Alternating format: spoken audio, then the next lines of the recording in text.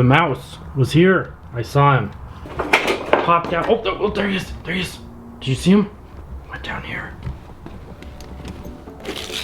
Went down in that hole. Dang it.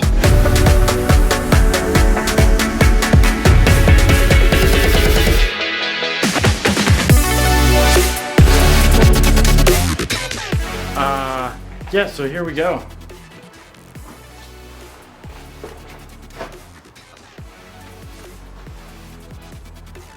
That's the progress I made today. Also tore down the closet, but as you can see, you can't see in the closet.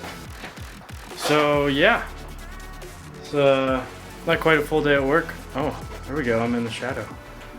Not quite a full day of work, but quite a bit of hours.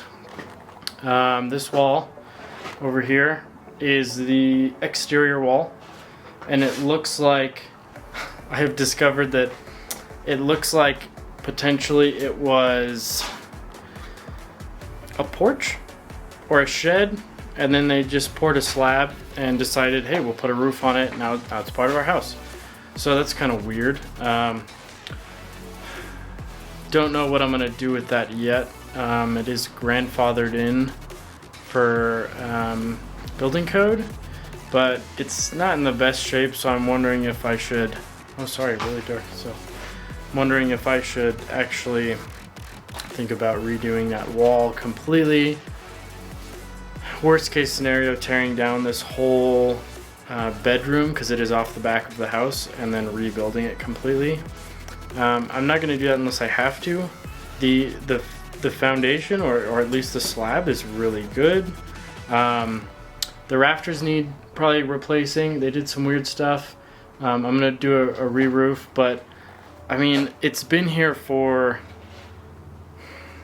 I don't know how many years, 50, 80 years. I don't know when this addition was done. It was old. A lot of it is old lumber, so it's actually a real 2x4, not a 1.5 inches by 3.5, what we call 2x4s. And so it's really sturdy, and it's not that bad, and it's been here for, you know, how many tens of years. So I'm kind of figuring out what would be the best, because I want this product when I'm done to be a good product. Like if I wanted to live in this house, I would live in it. So I'm gonna have to do some research on what that wall looks like, and if I need to tear it out and just rebuild it completely. Hopefully not. But yeah, so that's where we're at. This room is nearly fully demolished, ready for kind of the inspection of the wood and maybe replacing some things, and then re-roofing, and then sheetrock goes back up, and we're well on our way to the next project. So yeah, this is a little creepy though. I had one more thing for today.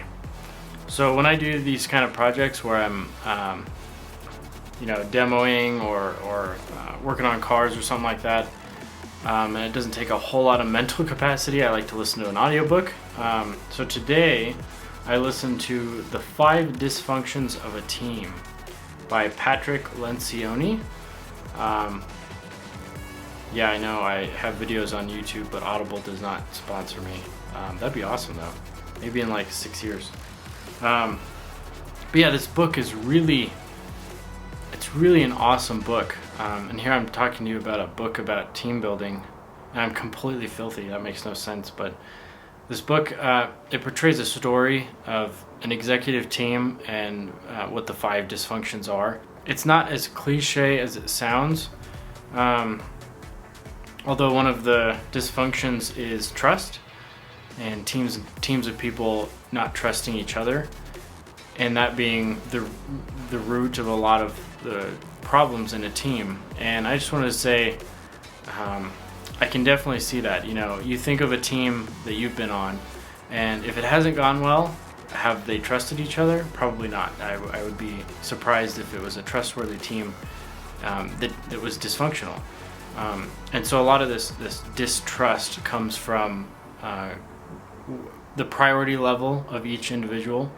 So if somebody prioritizes their own personal goals, whether it's income or a status in the company or a sales number they want to hit, if they promote that over the goals of the team or the company, you get lack of trust, because now you have the other people subconsciously or consciously knowing that that person is kind of in it for themselves.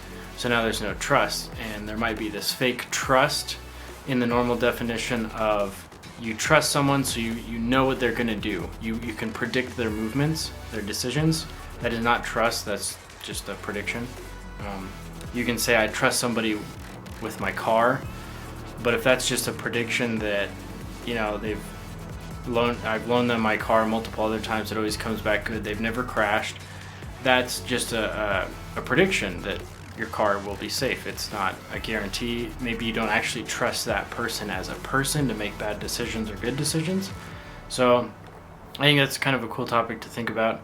And since I want this channel to be about other things than just this house, you know, I think that's something that we can all take a look at ourselves, and how are we evaluating our needs and goals in a team relationship. Are we looking at the team's goals as above ours? And if we're not, how can we do that, and what would that look like with the team? And you think, oh, I'm not on an executive team, but I work for a small company. We're a team, pretty much the whole company. If you go to school, there's team projects all the time. If you don't do any of that, you don't work. Maybe your family's your team. So I just think that's something to keep track of, is to keep your goals in check.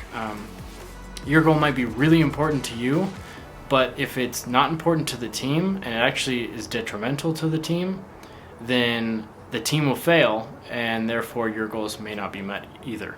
So it's a selfless act to kind of look out for the team first, and it's kind of the battle between selfish and selfless. So you want to be selfless, not thinking of yourself as less than that person, but thinking of yourself and your goals less in a time perspective, and thinking about the team or the other individuals' goals and perspectives more than yours. So that's being selfless. All right, that's all I had. If that made any sense, great. If it didn't, I guess to leave a comment. All right, for real, see you next time. See you next time. Bye.